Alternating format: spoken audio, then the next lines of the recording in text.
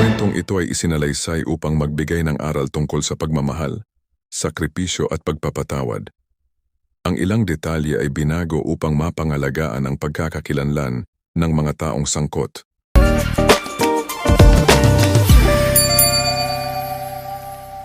Ako nga pala si Nestor, anak ng dating bilanggo. May pangyayari sa buhay ko na hanggang ngayon ay daladala ko pa rin. Nagsimula ang lahat noong 12 taong gulang pa lamang ako. Ganito nagsimula ang aking kwento. Isang umaga, nagising ako dahil sa sunod-sunod na pag-ubo ni nanay. Nang tingnan ko siya, nakita kong malubha na ang kanyang kalagayan. Tarantang-taranta si tatay at hindi alam ang gagawin. Wala kaming perang pangpagamot at wala pa kaming makain noong araw na yon. Gusto sana siyang dalhin ni tatay sa ospital, pero wala talaga kaming maipambabayad. Makalipas ang halos 1 oras, bahagyang kumalma si nanay at nakatulog. Maya-maya nagpaalam si tatay sa akin. Anak, didiskarte lang muna ako ng pambili ng gamot. Bantayan mo muna ang nanay mo. Tumango ako. Tahimik kong binantayan si nanay habang natutulog. Habang nakatingin sa kanya, hindi ko napigilang maawa. Bandang 11:00 ng umaga nagising siya at hinanap si tatay. Saan ang tatay mo? Nay, wala pa po siya. Antayin na lang po natin. Baka parating na rin. Hindi na siya sumagot. Maya-maya ay muli siyang inatake ng matinding pagubo at lalo akong natakot nang makita kung hirap na siyang huminga. Naiyak ako at tuluyan ng nataranta.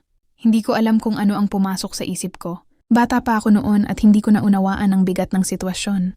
Tumakbo ako papunta sa kusina dahil gusto kong may magawa para kay nanay. Sa sobrang takot at pagkalito, nakagawa ko ng isang desisyong habang buhay kong pinagsisisihan. Ilang sandali lang ang lumipas. Wala na si nanay. Napaupo na lamang ako sa isang sulok habang walang tigil ang pag-iyak. Bandang 2:00 ng hapon, dumating si tatay. May dala siyang gamot, tinapay at kaunting bigas. Ngunit nang makita niya ang nangyari kay nanay, nabitawan niya ang lahat ng dala niya. Agad niya itong niyakap habang umiiyak. Pagkatapos ay napatingin siya sa akin. Anak, anong nangyari? Habang humahagulgol ako, sinabi ko ang totoo. Tay, akala ko po matutulungan ko si nanay. Hindi ko po alam ang ginagawa ko. Lumapit si tatay at mahigpit akong niyakap. Pareho kaming umiiyak. Pagkaraan ng ilang sandali, mahina siyang nagsalita. Anak, makinig kang mabuti. Maghilamos ka, magpalit ka ng damit. Pagkatapos ay lumabas ka at humingi ka ng tulong. Natigilan ako. Kapag may nagtanong kung ano ang nangyari, huminto siya sandali bago ipinagpatuloy ang sasabihin. Sabihin mong, si tatay ang may kasalanan. Napaiyak ako at agad akong tumutol. Pero mahigpit niya akong tiningnan at sinabi, Talian mo, anak. Sundin mo si tatay. Hindi ko alam noon na ang mga salitang iyon ang tuluyang magbabago sa aming buhay. Mahigpit akong niyakap ni tatay habang pareho kaming umiiyak. Anak, maghilamos ka. Magpalit ka ng damit. Pagkatapos ay lumabas ka at humingi ka ng tulong. Hindi ako makapaniwala sa naririnig ko. Kapag may nagtanong kung ano ang nangyari, huminto siya sandali bago nagsalita. Sabihin mong, si tatay ang may pananagutan. Tay, hindi po pwede. Ngunit umiling lamang siya. Bilisan mo, anak. Sundin mo ako. Wala akong nagawa kundi sundin ang huling bilin niya. Lumabas ako ng bahay habang nanginginig. Humingi ako ng tulong at isa-isang dumating ang aming mga kapitbahay. Nang tanungin nila ako kung ano ang nangyari, sinabi ko ang itinuro ni tatay. Mula noon, tuluyan nang nagbago ang buhay namin. Makalipas ang ilang araw, naihatid na namin si nanay sa kanyang huling hantungan. Si tatay naman ay tuluyang nawalay sa akin. Mag-isa na lang akong naiwan, hindi ko alam kung saan magsisimula. Dumating ang nag-iisang kapatid ni nanay mula sa Maynila, si Uncle Winnie. Siya ang kumupkop sa akin. Hindi naging madali ang buhay namin, pero ginawa niya ang lahat para maipagpatuloy ko ang pag-aaral. Isa lang ang paulit-ulit niyang bilin. Huwag mo nang dalawin ang tatay mo. Tahimik lang akong tumatango. Hindi niya alam ang katotohanan. At araw-araw mas bumibigat ang lihim na pasan-pasan ko. Lumipas ang 12 taon. Sa wakas natupad ko ang pangarap naming pamilya. Matapos kong sabihin ang buong katotohanan, matagal na natahimik si Uncle Winnie. Nakita ko ang pagluha sa kanyang mga mata. Hindi na niya ako sinisi. Sa halip sinabi niya, Nestor, dalawin mo ang tatay mo. Matagal na niyang hinihintay ang araw na iyan. Makalipas ang ilang araw, naroon na ako sa harap ng bilangguan. Mahaba ang pila ng mga dadalaw, pero wala akong pakialam. Iisa lang ang laman ng isip ko. Sa wakas, makikita ko na ulit si tatay. Pagpasok ko sa visiting area, hindi mapakali ang puso ko. Palipat-lipat ang tingin ko sa bawat taong papalapit, hanggang sa may narinig akong pamilyar na boses.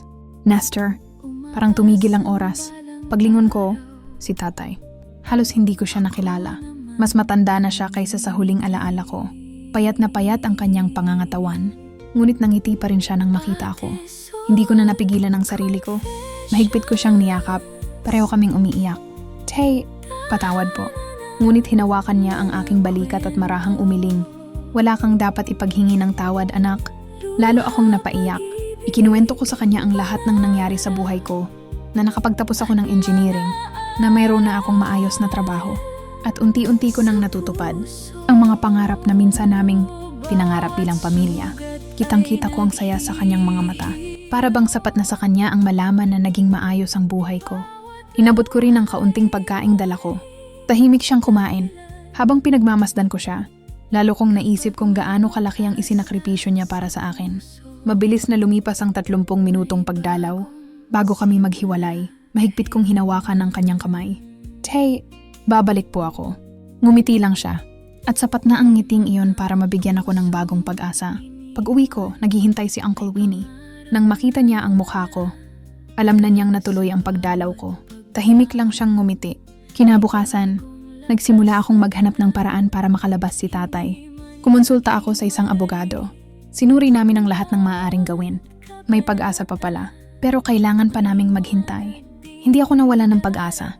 Linggo-linggo ko siyang dinadalaw. Sa bawat pagbisita, iisa lang ang sinasabi ko. Tay, konting tiis na lang. Pangarap kong makabawi sa kanya. Kahit alam kong walang anumang bagay, ang mga katumbas sa sakripisyong ginawa niya para sa akin. Makalipas ang 1 taon, lalo pang lumapit ang araw na inaasam namin. 1 taon na lang, makakalaya na si tatay. Akala ko, iyon na ang simula ng masaya naming buhay. Pero nagkamali ako. Isang araw, habang nasa isang mahalagang meeting ako sa trabaho, paulit-ulit na may tumatawag sa cellphone ko. Hindi ko kilala ang numero. Hindi ko muna ito sinagot. Pagdating ng gabi, bago ako matulog, naalala ko ang hindi ko nasagot na tawag. Tinawagan ko ang numero. Pagkasagot ng nasa kabilang linya, bigla akong natigilan. Parang gumuho ang mundo ko sa mga salitang narinig ko.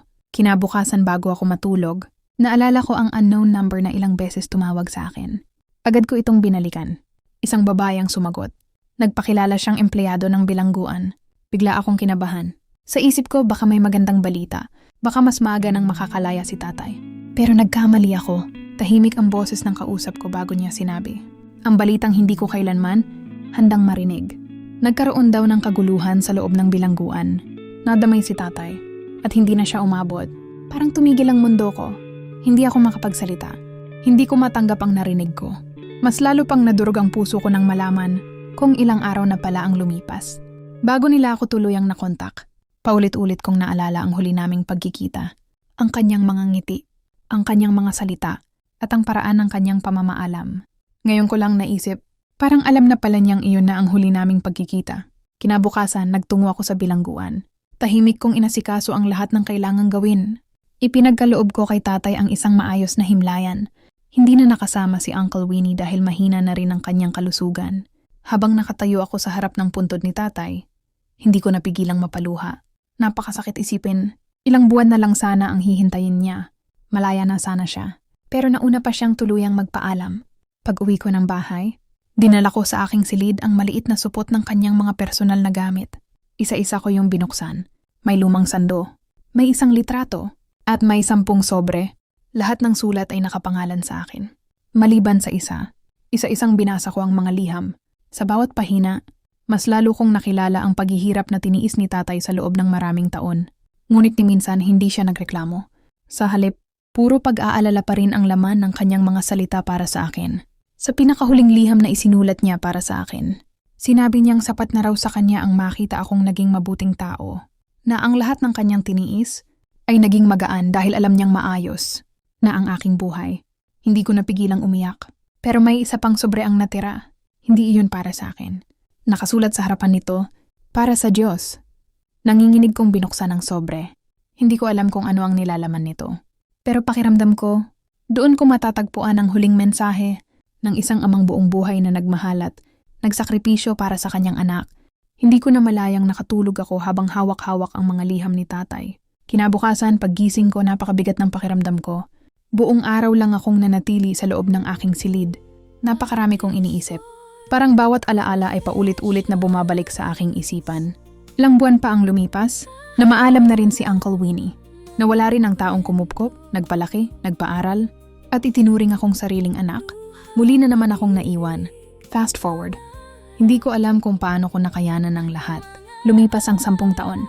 Ngayon, 53 taong gulang na ako. Hindi na rin ako nagkaroon ng sariling pamilya. Marami ang nagtatanong kung bakit. Hindi ko alam kung ano ang isasagot. Marahil, hindi ko pa rin napapatawad ang sarili ko. Buong buhay ko ay ibinuhos ko sa trabaho. Nakapag-ipon ako, nakabili ng bahay, nagkaroon ng maayos na pamumuhay. Sa paningin ng iba, masasabi nilang matagumpay ako. Pero ang totoo, may kulang. May isang bahagi ng puso ko na hindi na muling nabuo. Ano ang silbi ng lahat ng aking naipundar? Kung wala na ang 2 taong una kong pinangarap na mapaligaya, madalas kong isipin, kung nabigyan ko lang sana ng mas mahabang panahon ang mga magulang ko, sana naiparanas ko man lang sa kanila ang maginhawang buhay. Sana naipasyal ko sila. Sana naipaghanda ko sila ng masasarap na pagkain. Sana nakita nila ang bahay na pinaghirapan kong ipatayo. Sana naisakay ko sila sa sasakyang pinangarap lang naming makita noon. Pero huli na ang lahat. Hindi na maibabalik ang panahon. Hanggang ngayon, bitbit ko pa rin ang lungkot. Bitbit ko pa rin ang pagsisisi. May mga pangyayaring hindi na natin mababago. Gaano man natin kagustuhin. Pero isang bagay ang natutunan ko. Among tunay na pagmamahal ay hindi nasusukat sa haba ng buhay, kundi sa laki ng sakripisyong handa mong gawin para sa taong mahal mo. Ibinigay ni tatay ang kanyang kalayaan para mailigtas ang kinabukasan ko. At habang nabubuhay ako, ay hindi ko yun malilimutan. Sa makakapanood nito, kung may mga magulang ka pang kapiling, yakapin mo sila habang may pagkakataon pa. Walang pagmamahal na hihigit sa pusong handang magsakripisyo para sa anak. Ako nga pala si Nestor. Ito ang kwento ng aking buhay. Maraming salamat sa pakikinig. Kapag may pag-asa sa puso, may bagong simula.